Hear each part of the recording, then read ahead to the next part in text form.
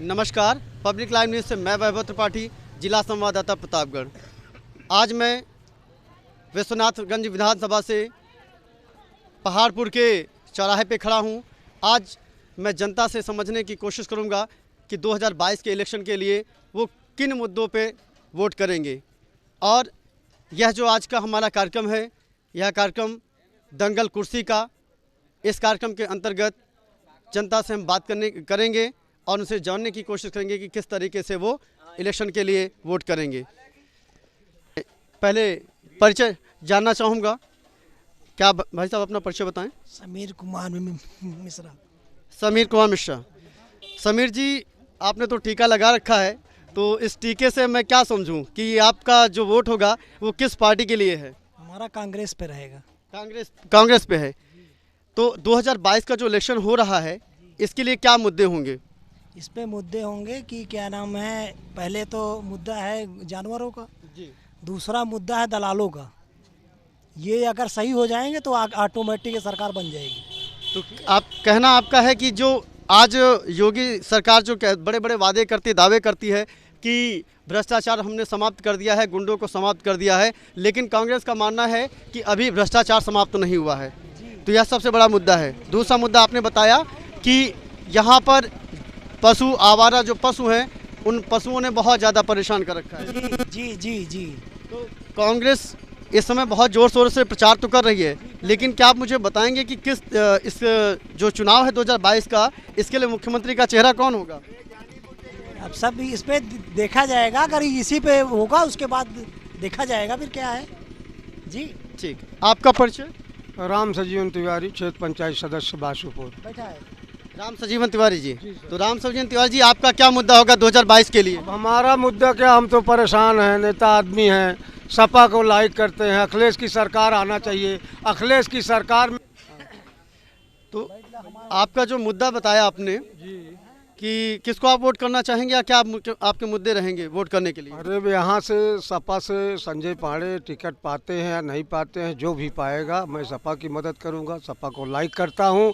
सपा के कार्यकाल में काम नवयुवक के लिए, वृद्ध के लिए, सर्वजात के लिए सम्मान मिला है, काम हुआ है। कोई जानवरों से परेशानी नहीं थी, पुलिस फाटा से उतना परेशानी नहीं थी जितना भी है।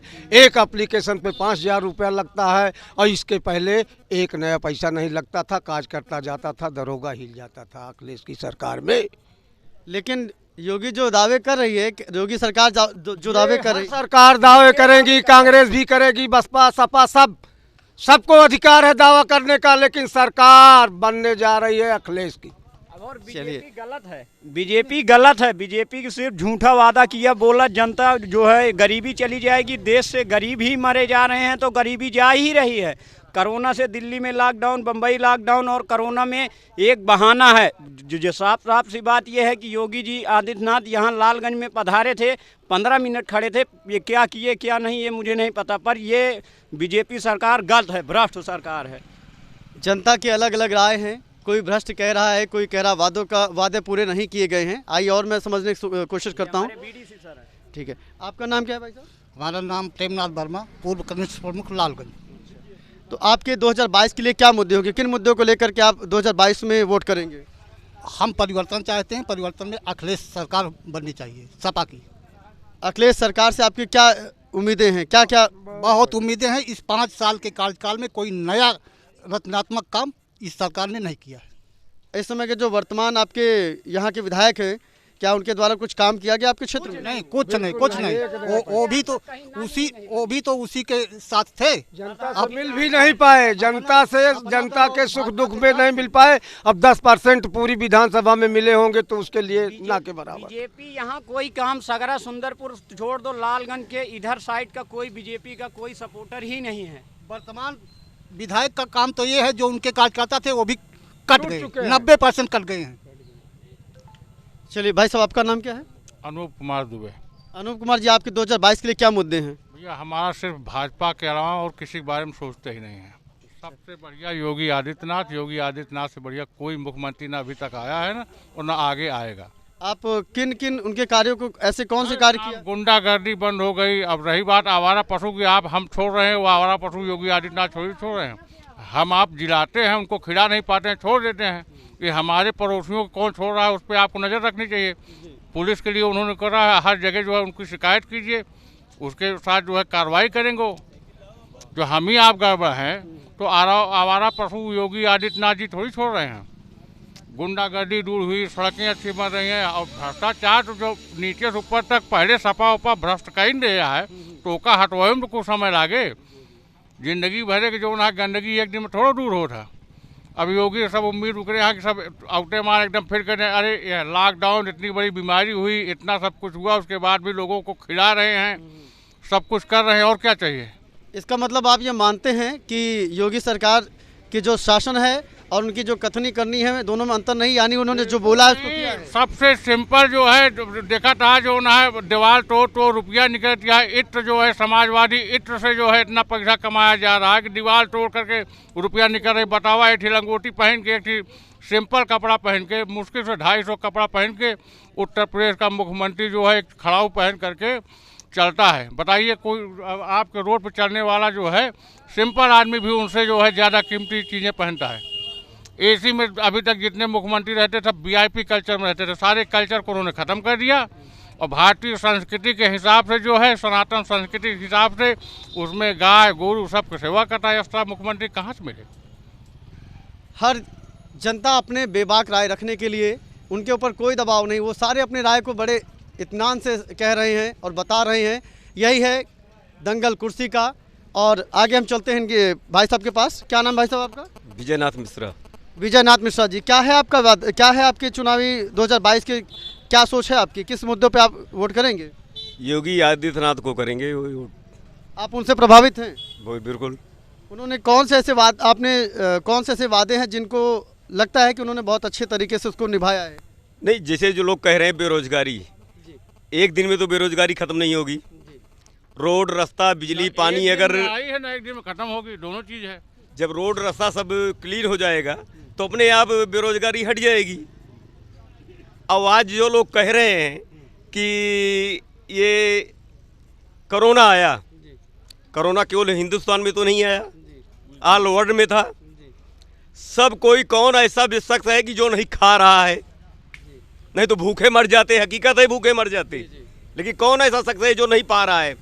2000 रुपया ले रहा है, राशन 5 की प्रति, वो भी 2 बार बेच रहे हैं दुकान पे जाके। लेने के लिए पहले पहुंच जाएंगे, और कोई सरकार दिया है क्या? तो ये जो राम राज्य का वादा किया था योगी सरकार ने, क्या वो राम राज्य आ गया है?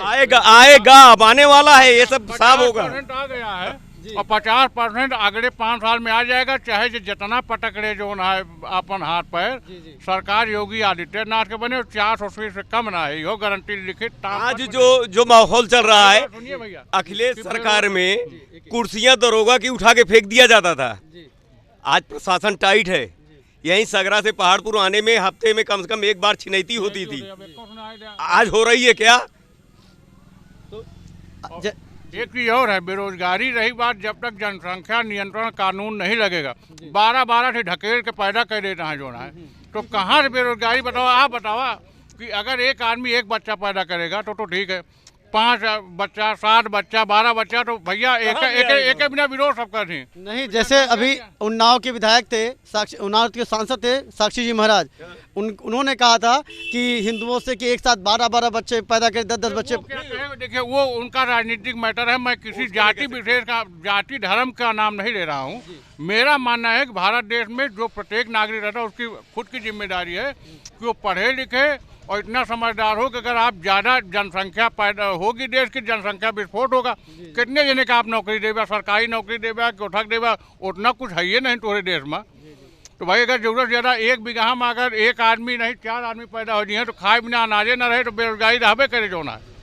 यहाँ पे अभी जनता से बात करने के बाद देखने में आ रहा है कि हर पार्टी के अलग अलग कैंडिडेट, अलग अलग सोच, अलग अलग विचारधाराएं हैं। लेकिन बात करते हैं समाजवादी पार्टी की और बसपा की या अन्य जो पार्टियां हैं, वो सारी पार्टियों ने अपनी ताकत लगा रखी है और देखना है 2022 के लिए किस तरीके से मेहनत आगे करते हैं। बाकी जनता यहाँ पे और खड़ी हुई है, आइए इनसे भी समझने की कोशिश करते हैं 2022 के लिए क्या मुद्दे होंगे। क्या नाम भाई साहब आपका? मेरा नाम राजेंद्र प्रताप सिंह है। राजेंद्र प्रताप सिंह जी, बताएं क्या आपका क्या है मुद्दा 2022 के लिए? मुद्दा कुछ नहीं है, सिर्फ भाजपा। भाजपा। तो भाजपा को आप क्यों वोट करेंगे? भाजपा अच्छी पार्टी है, इसलिए वोट करेंगे। भाजपा ने अपने सारे वादे पूरे किए हैं। नहीं, पूरे तो नहीं किए, लेकिन पूरे हो जाएंगे। अब 70 साल और 5 साल 10 साल में तो अंतर तो होगा। चलिए आइए मैं इनसे भी जानने की कोशिश करता हूँ। क्या नाम भाई साहब आपका? मेरा नाम है काशीनाथ वर्मा। काशीनाथ जी, आप किन मुद्दों पे 2022 के लिए इलेक्शन में वोट करेंगे? बीजेपी।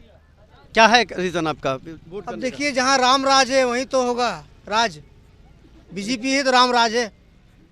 देखिए कितना बढ़िया उन्होंने बता दिया, एक ही शब्द में पूरी बातें कह डाली कि यही तो रामराज है।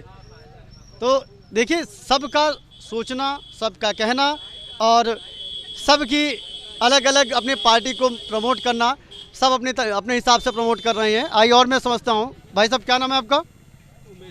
उमेश पाल जी।